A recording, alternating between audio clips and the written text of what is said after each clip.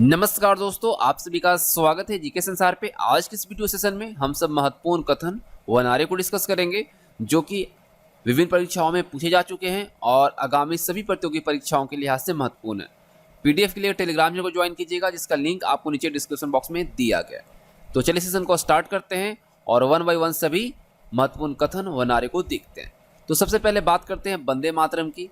तो ये बंकिम चंद्र चटर्जी के द्वारा लिखा गया है 1882 में। ठीक है, 1882 में ये जो लिखा गया, ये संस्कृत और बांग्ला, ठीक है, दोनों का मिश्रित लैंग्वेज में इसको लिखा गया।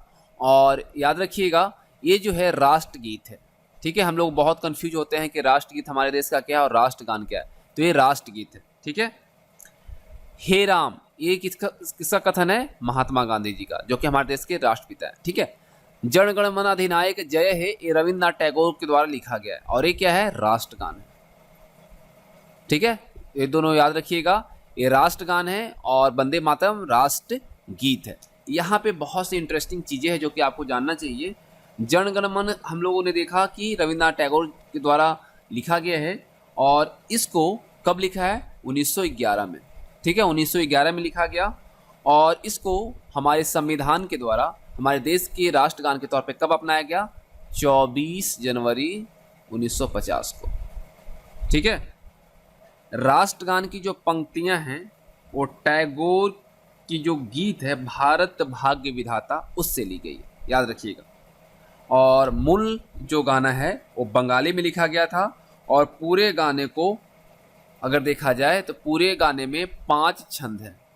जो इंटरेस्टिंग चीज़ है वो मैं आपको बता रहा हूँ, इसमें 5 छंद हैं और 1905 में तत्वबोधिनी पत्रिका में एक अंक इसका प्रकाशित हुआ था। किसका? हम लोगों को देखा भारत भाग्य विधाता, इसका। ठीक है, और इस गाने को सार्वजनिक रूप से पहली बार जो गाया गया, यानी कि जनगण मन को, ये गाया गया कब? 27 दिसंबर 1911 में।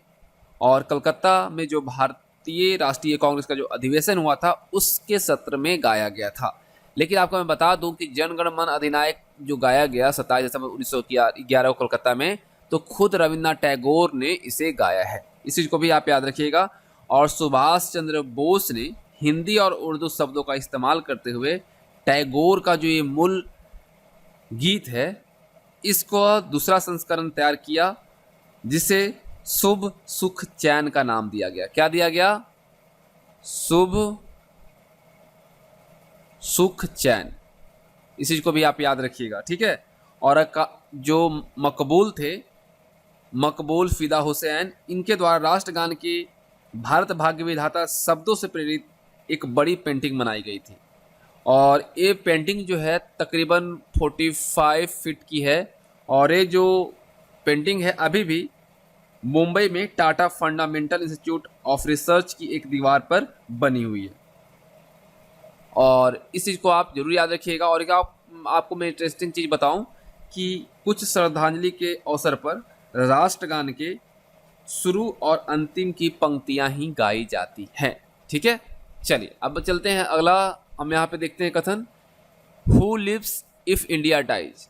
ये कथन जो है जवाहरलाल नेहरू जी का है। ठीक है, जो कि हमारे देश के पहले प्रधानमंत्री बने थे।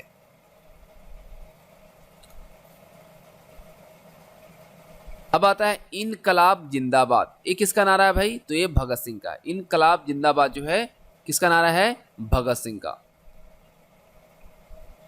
दिल्ली चलो, ये नारा किसका है? सुभाष चंद्र बोस का। पूर्ण स्वराज्य जवाहरलाल नेहरू। हिंदी हिंदू हिंदुस्तान, हिंदी हिंदू हिंदुस्तान, ये किसका है? भारतेंदु हरिश्चंद्र का। ठीक है, और बहुत इंपॉर्टेंट, हमारे देश की जब आज़ादी की बात चल रही थी, जब आज़ाद होने की बात थी, जब उसके लिए जो संघर्ष हो रहा था, तो तुम मुझे खून दो मैं तुम्हें आज़ादी दूंगा, लोगों में जोश भरने के लिए सुभाष चंद्र बोस ने कहा था, तुम मुझे खून दो मैं तुम्हें आज़ादी दूंगा।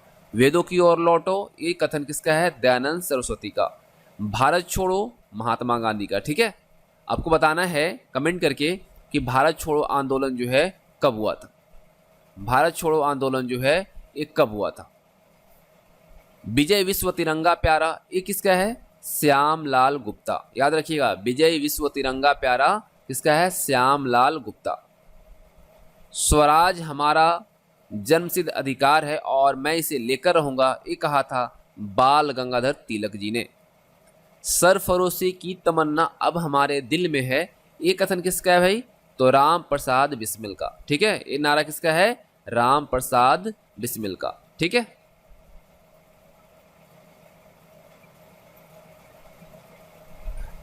भारतवर्ष को तलवार के बल पर जीता गया था और तलवार के बल पर ही उसे ब्रिटिश कब्जे में रखा जाएगा, एक कथन किसका है?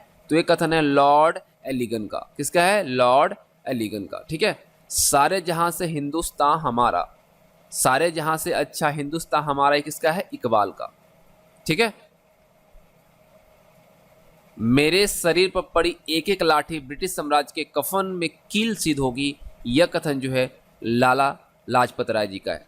ठीक है, ध्यान से इन कथन को देखिएगा, बहुत इंपॉर्टेंट है आपके एग्जामिनेशन पॉइंट ऑफ व्यू से।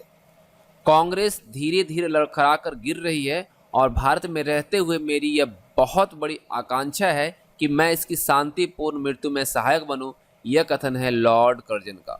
ठीक है, किसका है? लॉर्ड कर्जन का। ठीक है, समूचा भारत एक विशाल बंदी गृह है, ये कथन किसका है?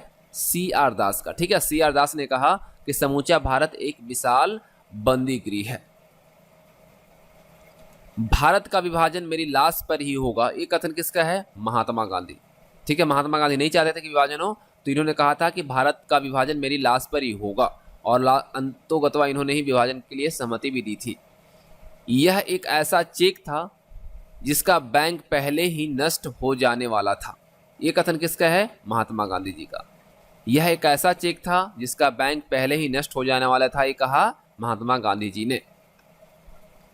पाकिस्तान का निर्माता जिन्ना या मोहम्मद इकबाल नहीं बल्कि लॉर्ड मिंटो था, ये किसने कहा है भाई? हमारे देश के प्रथम राष्ट्रपति डॉक्टर राजेंद्र प्रसाद। ठीक है, नेहरू देशभक्त है और जिन्ना राजनीतिज्ञ, ये बात कहा है मोहम्मद इकबाल ने। ठीक है, किसने कहा है?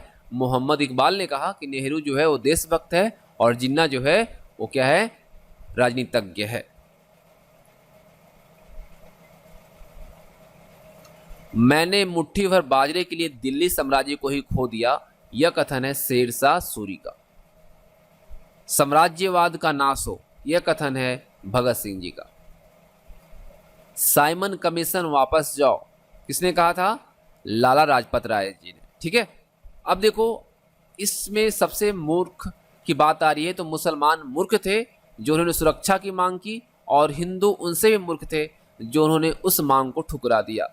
यानी कि कहने का तात्पर्य है कि मुसलमान तो मूर्ख थे जो कि अपनी सुरक्षा मांग रहे थे, और हिंदू जो थे उनसे और मूर्ख थे जो कि उनकी सुरक्षा देने की बात नकार दिए, और यही कारण रहा कि हिंदुस्तान का विभाजन हो गया हिंदुस्तान और पाकिस्तान के तौर पे। एक कथन किसका है?